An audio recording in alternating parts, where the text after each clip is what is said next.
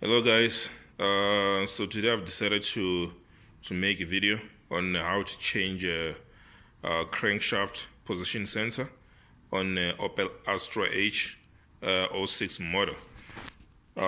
In this case, it's a 1.8 engine on a twin-top convertible Opel Astra. I actually have it lifted up at the moment, and I'm just gonna go underneath the car and actually go through the whole process of replacing this component. So what you see over there, that's the old crankshaft position sensor that I've just removed. So I'm gonna go underneath the car and go through the whole process of replacing this item, right? So the reason why I decided to make the whole video about how to replace this crankshaft sensor is because I've gone through the internet, I've gone through YouTube on trying to find ways on how to replace this item, and all the videos that I've seen, they were sort of relating to the same car, the same model, but the crankshaft position sensor was on a different position. In most of the cases, it was just underneath the starter motor, but for some reason mine was in a different position, and I struggled to replace mine. I struggled to locate my crankshaft sensor, and hence I decided to just make this video, hoping that it will assist somebody else in the future. So I'm underneath the car now.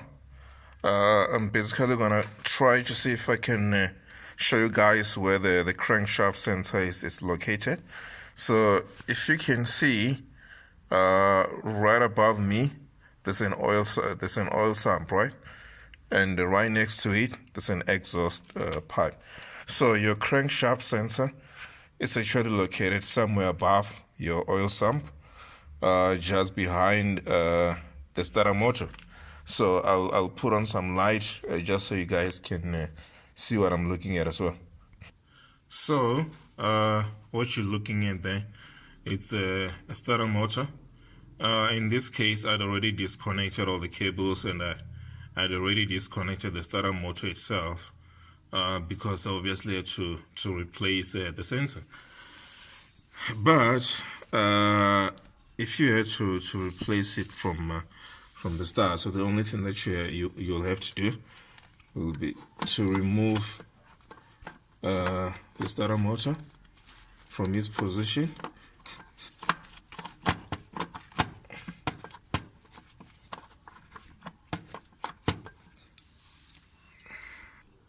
Okay, so there's the starter motor coming out of its position, and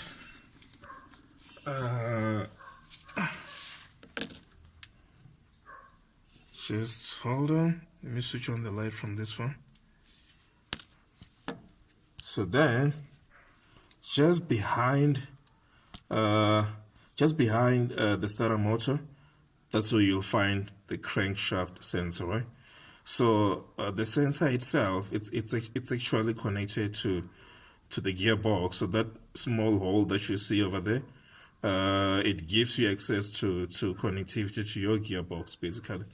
And you obviously have another connector on top of it, your electrical connector on top of it.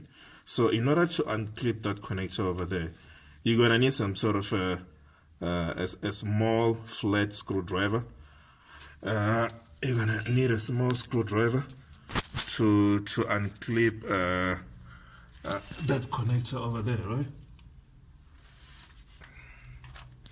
Yeah, so as soon as you unclip that connector over there, then your next mission will be to unscrew the sensor itself from the gearbox, right?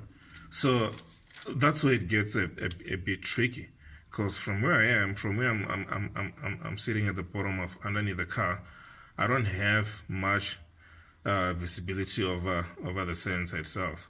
So it took me a while. It took me a couple of hours, just to be able to unscrew it, just to be able to remove it.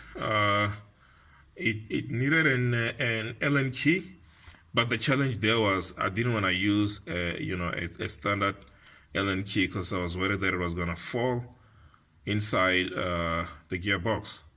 So I had to use I ended up using a Torx key in a form of a screwdriver, just so I can have enough access and make sure that I was using something a bit firm that wasn't gonna fall inside the gearbox.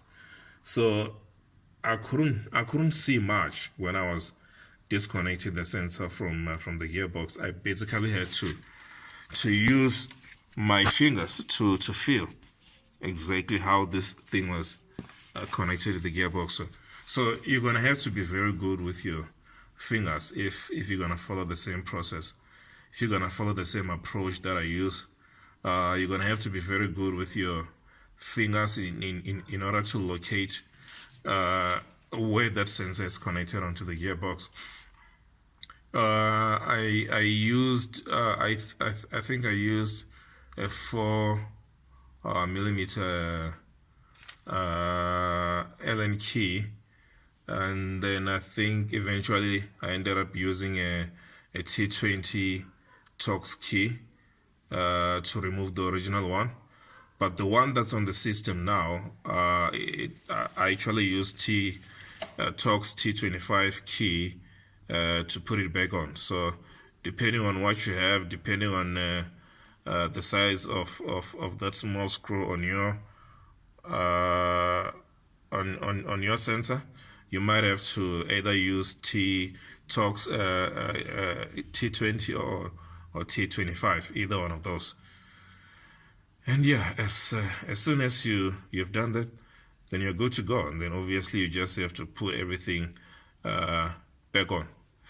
The other thing that you need to take note of when you remove or disconnect your starter motor is the starter motor has got two knobs, right? The other one is in front of you, is visible. It's got a cable connected on it. I think it's probably for grounding or so, I'm not sure. But the second nut, it's actually at the back, so you can't really see it. You don't really have visibility over the second nut. So that's another tricky one to remove. So you're gonna have to use your fingers as well in order to remove the second nut. And yeah, from there I think you should be good to go. Yeah, that's it, guys. I hope this will come in handy to somebody who might find themselves in the same position that I was in. I hope this will be of assistance in removing or replacing the crankshaft sensor. That's it. Good luck.